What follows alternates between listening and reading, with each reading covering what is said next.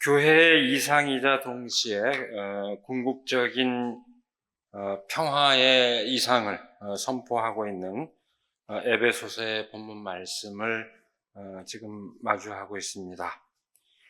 원수된 사람들 사이에서 막힌 담을 허물고 갈라진 사람들을 하나로 만드신 평화의 그리스도를 선포하는 아주 장엄한 말씀입니다. 여러분, 놀랍게도 이 초기 교회의 그 서신들은 이 평화에 대한 갈망을 놀랍게 그 열망을 아주 분명하게 표현을 하고 있습니다. 오히려 구약보다도 훨씬 더 그 평화를 강조하고 있고, 아예 오늘 본문 말씀은 그리스도는 평화이다 이렇게 고백하고 있을 정도입니다. 그만큼 평화를 갈망하는 그 열망이 강할 수밖에 없는 그런 환경 가운데 처해 있던 초기 그리스도인들의 상황을 보여주고 있습니다. 초기 교회 시대에 그 가운데서 특별히 이방인과 유대인 사이의 관계는 아주 뜨거운 쟁점 가운데 하나였습니다. 예수 그리스도의 복음이 유대인의 지평에서 벗어나 이방인들의 세계에 퍼졌을 때 부딪히게 된 가장 중요한 문제였습니다. 흔히 다른 집단들 사이에서 서로 질시하고 이해하지 못하고 서로 갈등하는 일은 흔히 있는 일이기는 하지만 초기 교회 시대에 그것이 더더욱 문제가 된 것은 그리스도의 공동체인 교회 안에서도 그것이 극복되지 않았기 때문이었습니다. 오늘 우리가 읽은 이 에베소서, 이 편지의 수신자들은 소아시아의 오늘날 튀르키예죠. 그 소아시아의 큰 상업 도시인 에베소서에 있는 그리스도인 공동체였습니다. 큰 상업 도시였던 만큼 출신지가 다양한 그 사람들이 함께 거주했고 교회 역시 그런 상황을 반영하고 있었습니다. 아주 다양한 사람들이 교회 구성원으로 함께 어울리고 있었다는 얘기입니다. 그 공동체에 보내진 이 편지는 이방인과 유대인이 그리스도 안에서 하나가 된 진실을 강조합니다. 다시 한번 말씀을 환기하면 이렇습니다. 그리스도는 우리의 평화이십니다. 그리스도께서는 유대 사람과 이방 사람이 양쪽으로 갈라져 있는 것을 하나로 만드신 분이십니다. 그분은 유대 사람과 이방 사람 사이를 가르는 담을 자기 몸으로 허무셔서 원수된 것을 없애시고 여러 가지 조문으로 된 계명의 율법을 폐하셨습니다. 그분은 이 둘을 자기 안에서 하나의 새 사람으로 만들어서 평화를 이루시고 원수된 것을 십자가로 소멸하시고 이 둘을 한 몸으로 만드셔서 하나님과 화해시키셨습니다. 이 말씀은 예수 그리스도께서 막힌 담으로 갈라져 있는 사람들을 자기 몸으로 하나로 만드셨다는 것을 분명하게 선포합니다.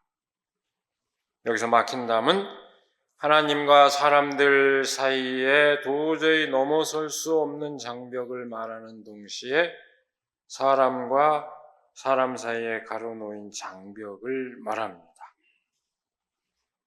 오늘 본문 말씀에서 그 장벽은 율법과 관련이 되어 있습니다. 여러 가지 법조문 형식으로 되어 있는 바로 그 율법과 관련되어 있습니다. 그것은 사람들을 갈라놓고 등급 지어놓은 법이자 동시에 하나의 사회 체제를 뜻합니다.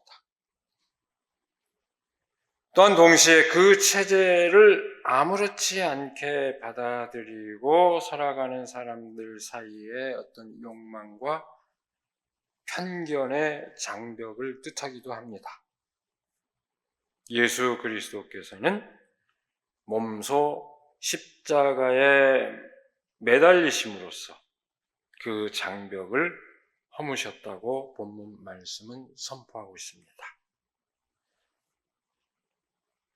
그것은 십자가의 주술적인 효과를 말하는 것이 아닙니다.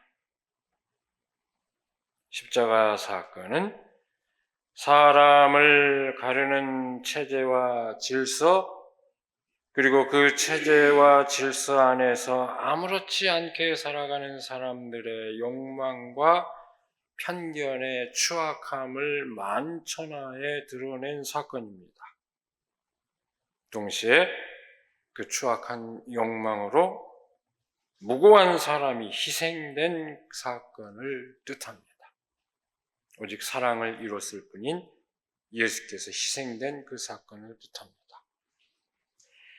그 사건을 기억하는 것은 그와 같이 불행한 사건이 더는 일어나지 않기를 간절히 염원하는 것입니다.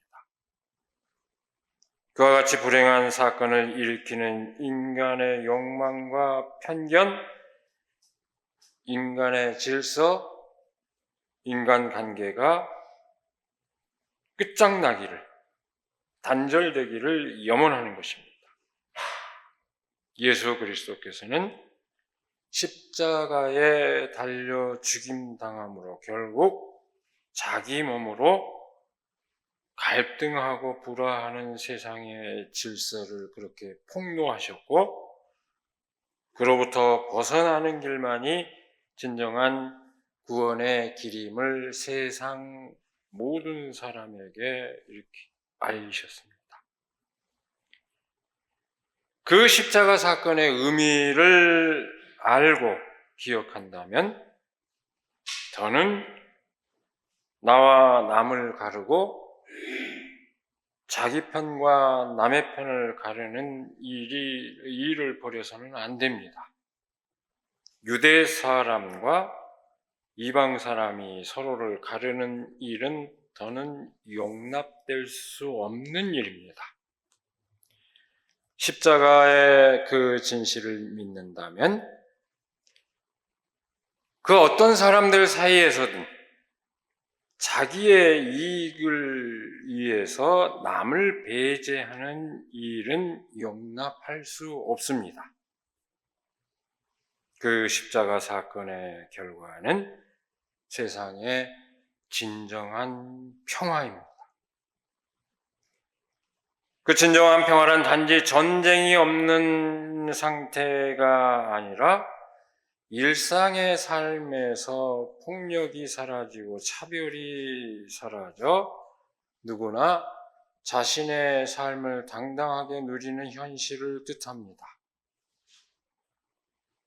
평화가 아닌 폭력과 차별, 그리고 불화와 갈등이 오히려 일상화되어 있고 정상적인 것처럼 여겨지는 현실. 이런 현실에 살았기 때문에 평화에 대한 갈망이 클 수밖에 없었습니다. 바로 그런 현실에서 그리스도의 십자가 사건은 그 현실을 넘어 진정한 평화를 이룬 사건이었다고 그리스도인들은 고백하게 된 것입니다.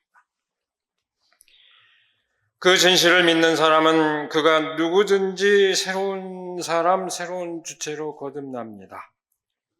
오늘 말씀은 이렇게 선포합니다. 그러므로 이제부터 여러분은 외국 사람이나 나그네가 아니요 성도들과 함께 시민이며 하나님의 가족입니다. 이렇게 선언합니다.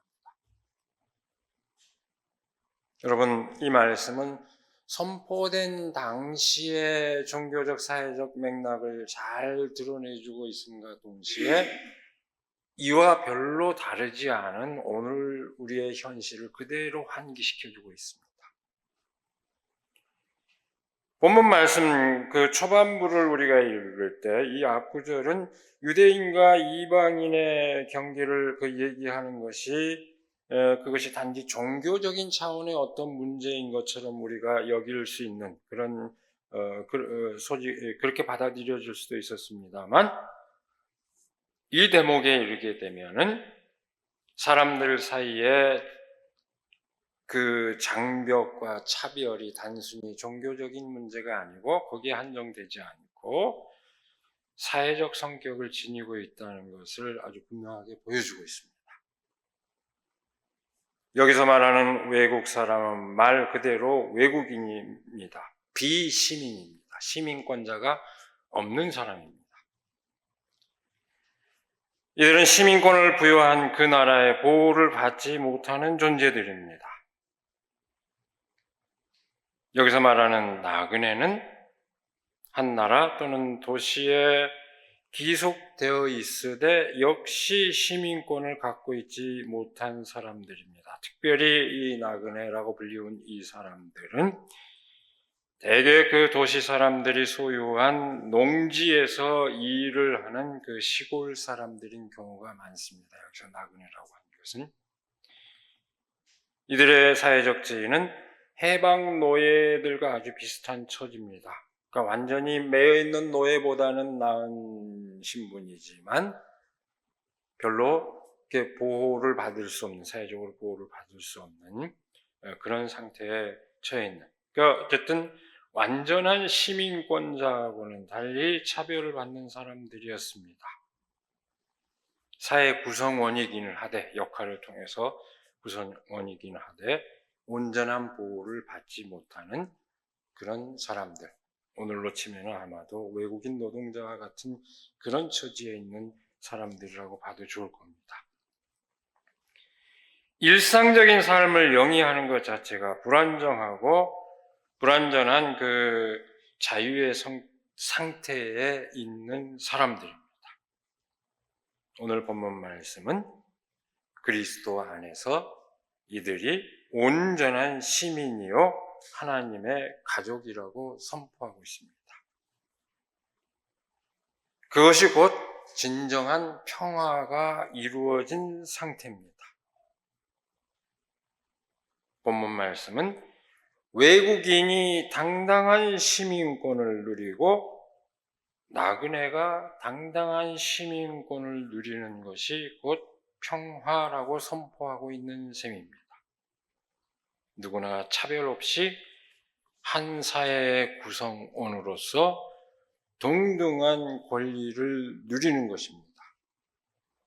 그것은 차별받는 사람들이 전적으로 새로운 인간관계 안에서 새로운 존재로 거듭날 뿐 아니라 따라서 모든 사람이 새로운 관계 안에서 거듭난 상태를 뜻합니다. 시민권을 얻는다는 것은 특정한 나라의 시민이 되는 것을 뜻하지만 본문 말씀은 여기서 한 걸음 더 나아가서 그 의미를 하나님의 가족이 되는 것이다 라고 선포하고 있습니다. 특정한 나라의 시민으로 귀화하는 것을 뜻하는 것이 아니라 그런 구별과 그런 절차가 의미 없어지는 상태를 뜻합니다. 어떤 특정한 조건에 따라서 자격을 부여받아 시민권자가 되는 차원이 아닙니다. 어디 출신 아무개라는 그런 딱지를 확인할 필요 없이 그저 동등한 존재로 새로운 관계로 이어지는 것을 뜻합니다. 그리스도께서 이미 그와 같은 구별과 차별을 무의미하게 만든 마당에 그런 절차를 따라야 할 이유는 없습니다. 그 사람, 그 자체로 온전한 존재로 인정받는 것을 뜻합니다. 새로운 인간의 탄생, 새로운 인간관계의 형성을 말합니다. 여러분, 교회의 이상은 바로 여기에 있습니다. 그래서 오늘 말씀 말미에서는 이렇게 선포합니다. 여러분은 사도들과 예언자들이 놓은 기초 위에 세워진 건물이며 그리스도 예수가 그 모퉁이 돌이 되십니다. 그리스도 안에서 건물 전체가 서로 연결되어서 주님 안에서 자라서 성전이 됩니다. 그리스도 안에서 여러분도 함께 세워져서 하나님이 성령으로 거처하실 초소가 됩니다. 이렇게 선포하고 있습니다. 본문 말씀은 이미 사도와 예언자들에 의해서 기초가 형성되고 그리스도께서 서로 연결해 줘 완성된 하나의 건축물로서 성전을 말하고 있습니다. 여기서 우리 이세번역 번역은 모퉁이돌이라고 했는데 이게 모퉁이돌인지 머릿돌인지 논란이 많습니다. 모퉁이돌은 기초에 모퉁이돌을 다 고정해 주시는 그 모퉁이돌이고, 머릿돌은 대개 서구의 건물의 아치형의 가운데 딱 박히는 돌로서 다른 돌들이 무너지지 않게 해주는, 어쨌든 쭈쭈돌의 모퉁이돌이든 머릿돌이든 그 구조물이 흐트러지지 않고 안정적으로 유지되게 해주는 그 중요한 돌을 얘기합니다. 그래서 이 성서는 그 둘 표현을 왔다 갔다 하면서 사용하고 있는데요. 예수께서 그렇게 역할을 해서 완전하게 새롭게 구성된 성전이다. 그것이 교회다. 이렇게 얘기하고 있습니다. 그래서 오히려 사람들을 갈라놓는 율법의 표징이 된 과거의 그 성전과는 다른 세상 그 자체 안에서 온전하게 구현된 새로운 성전을 말하고 있습니다. 그것은 좁게는 그리스도인 공동체로서 교회를 뜻하지만 나아가서는 그리스도인의 공동체로서 교회가 선취해야 할, 먼저 이루어야 할 세상의 궁극적인 모형이요 이상을 뜻합니다. 이 세계를 그리스도인은 그렇게 만들어야 할 임무를 짊어지고 있는 것입니다. 저는 차별이 없는, 차별받는 사람들이 존재하지 않는 세상, 그 세상을 구현해야 할 교회의 이상을 오늘 말씀은 이렇게 원대하고 심오하게 표현하고 있습니다. 불행하게도 교회의 그 이상은 역사적으로 배반당해 왔습니다. 서구 역사에서 2000년에 걸친 그 서구 그리스도교 왕국의 그 역사가 펼쳐졌을 때, 그리스도교 왕국이 형성되었을 때 구원의 선민이 된 그리스도인은 내가 구원받았다는 것을 확증하기 위해서 나와 구별되는 확실한 이방인을 경계에 지어놔야 했습니다. 우리는 저들과 다르다는 것을 확실하게 구별하기 위한 하나의 장치였습니다. 그들이 누구였을까요? 유대인입니다. 서구 역사에서 유대인. 저들은 예수를 죽음에 이르게 했지만 우리는 그리스도로 말미암아서 구원을 받았다. 이제 유대인이 서구 그리스도교 세계에서 이방인이 되었습니다. 역사의 아이러니가 아닐 수 없습니다. 네, 여러분, 제가 긴 얘기 하지 않습니다만 그 아이러니는 오늘날 다시 또 뒤집혀서 반복되고 있습니다. 그렇게 배제되었던 이들이 그 배제와 억압으로부터 자신들을 보호하기 위해서 세운 국가 공동체는 더 지독한 차별과 억압을 자행하고 있습니다. 이스라엘의 팔레스타인에 대한 억압의 역사입니다. 지금도 참혹한 그 전쟁을, 살육을 감행하고 있습니다. 굳이 말하자면 유태인을 자처하는 이들이, 제가 보기로 했습니다. 자처하는 이들입니다. 유대인을 자처하는 이들은 사실 우리의 통념상으로 하나의 단일한 민족으로 생각하지만 사실 서구 역사에서 떠들었던 유대인은 단일한 민족이 아니라 우리 그리스도인과 마찬가지로 종교적 신념을 받아들인 사람들입니다. 그들의 혈통은 다양합니다. 그래서 유대인을 자처한 이들이 오히려 혈통상 유대인에 훨씬 더 가까운 그 후예들인 사람들을, 그 팔레스타인 사람들을 몰아내고 있습니다. 굴러온 돌이 박힌 돌을 빼는 격입니다. 철저한 정치, 경제, 사회적 장벽으로 배제하고 있습니다. 여기에 대해서 이스라엘과 팔레스타인 사이에 세워진 그 흉측한 물리적 장벽, 그 장벽은 그 배제와 억압의 압권입니다. 지상에서 가장 큰 감옥을 만들어내고 있습니다. 자기 중심의 세계가 빚어내는 비극입니다.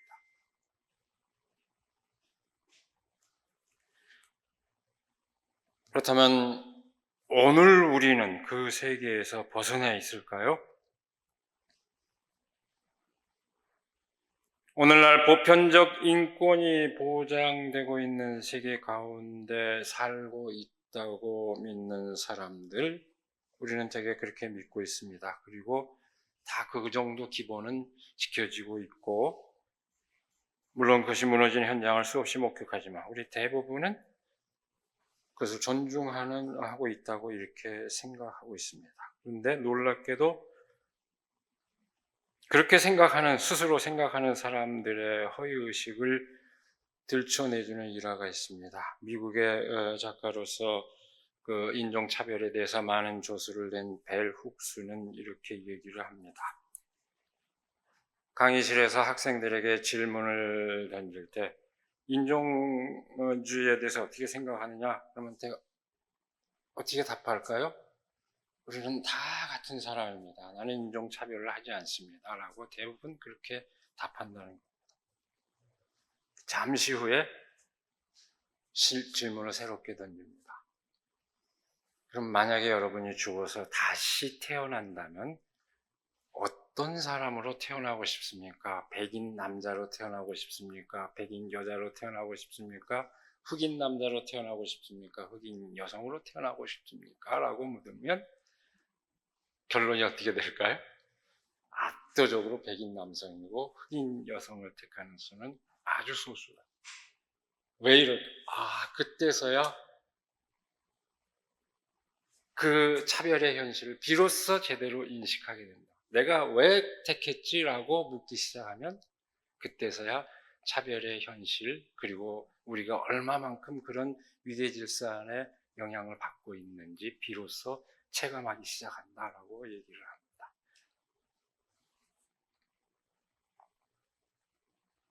우리 언론 보도를 통해서 많이 봤죠. 흑인의 생명도 소중하다. 흑인들의 그 근래에 일어난 일입니다. 뭘 의미하는지 다 알 겁니다. 근데 여기에 맞서서 모든 생명은 소중하다고 주장하는 사람들이 있습니다. 그 맞불로 주장하는. 논리적으로 틀린 말이 아닙니다. 그러나 그렇게 맞받아치는 것은 보편적 가치를 역설하고자 하는 뜻이 아니라 특정한 정체성 때문에 고통을 겪는 사람들의 현실을 덮어버리고 그것이 별일 아니라는 듯이 논점을 흐려버리는 것에 해당합니다.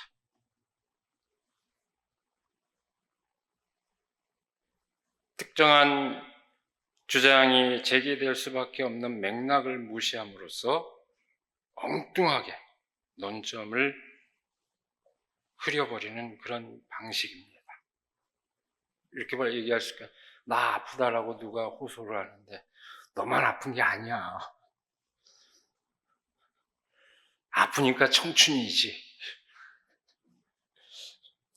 이렇게 배우면 얼마나 김셉니까? 내 아프다고 했을 때는 내 아픔을 들어달라는 거기에 귀 기울인 게 1차적인 임무입니다. 너만 아픈 게 아니야 이래버리면 그 사람은 완전히 그 사람의 고통에 눈길을 돌려버립니다. 흑인의 생명도 귀하다 그러면 왜 저 얘기를 하는지를 귀담아 들어야지. 모든 사람의 생명이 귀합니다 이렇게 고상한 얘기를 해버리면 그런 불순한 의도가 있다는 얘기입니다. 그렇게 이 말이라고 하는 것은 맥락에 따라서 그 의미가 결정되는 것이지 논리적인 대등한 말 자체로 결정되는 게 아닙니다. 차별금지법의 역차별을 불러일으키는 주장도 마찬가지입니다. 차별을 없애려고 하는 것이 차별금지법인데 그것이 역차별을 불러일으킨다. 그래서 문제라고 주장하는 사람들이 있습니다. 차별받는 사람들의 현실을 덮어버리고 자신들에게 익숙했던 관행이 저지당하는 것을 불편해하거나 혹은 두려워하는 사람들의 그 마음의 발로일 뿐입니다. 사회적 다수자에게 요청되는 절제는 그건 역차별이 아닙니다.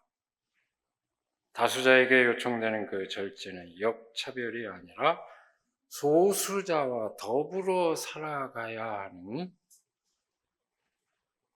사람들이 갖춰야 할 미덕입니다. 굳이 그걸 역차별이라고 얘기하는 것은 그동안 우리가 누렸던 것을 잃는 것에 대한 불편함의 발로요, 두려움의 발로인 것입니다. 그 어떤 자격과 출신, 정체성으로 사람을 갈라놓고 자신의 정당성을 강변하며 다른 사람에 대한 차별을 정당화하는 논리는 오늘 우리 세계에 넘쳐납니다. 실로 다양한 형태로 우리의 생활 세계를 지배하고 있고 우리의 의식 세계를 지배하고 있습니다. 그 현실의 한복판에서 오늘 말씀의 진실을 다시 새길 수 있기를 바랍니다. 그리스도는 우리의 평화이십니다. 그리스도께서는 유대 사람과 이방 사람이 양쪽으로 갈라져 있는 것을 하나로 만드신 분입니다. 그분은 이 둘을 자기 안에서 하나의 새 사람으로 만들어서 평화를 이루시고 원수된 것을 십자가로 소멸하시고 이 둘을 한 몸으로 만드셔서 하나님과 화해시키셨습니다. 그것이 곧 궁극적으로 차별을 없애는 것이 하나님과도 화해하는 길이라고 분명하게 말씀하십니다. 그리스도인으로서 이 궁극적 이상을 늘 마음에 새길 때 우리는 우리의 일상적인 삶 한가운데서 그리스도의 뜻을 이뤄가는 그 몫을 감당할 수 있습니다. 그리스도께서 사람들 사이에서 막힌 담을 허무시고 진정한 삶의 평화를 이루신 것처럼 우리의 교회가 우리 한 사람 한 사람이 그 몫을 감당할 수 있기를 이 시간에 간절히 기원합니다. 기도하겠습니다. 우리에게 복된 날을 주셔서 말씀에 귀 기울이고 우리의 삶을 돌아보며 또 우리의 삶의 자세를 가다듬게 해주시는 그 은혜를 감사드립니다. 사람들 사이에서 가로막힌 그 장벽을 허무시고 온전히 사람과 사람이 서로 마주하며 신뢰하며 사랑을 나눌 수 있도록 해주신 그 그리스도의 평화를 우리가 마음 깊이 새기며 그 평화를 우리의 삶 가운데서 이루어나갈 수 있도록 우리를 인도하여 주시옵소서. 끊임없이 마음과 마음을 갈라놓고 실제로 사람들을 갈라놓는 그 수없이 많은 장벽들을 우리가 극복하게 하여 주시고 함께 마음을 모으며 사랑을 나누는 그 궁극적인 세계를 향하여서 지치지 않고 나아갈 수 있도록 우리를 인도하여 주시옵소서. 우리 주 예수 그리스도의 이름으로 기도드리옵나이다. 아멘.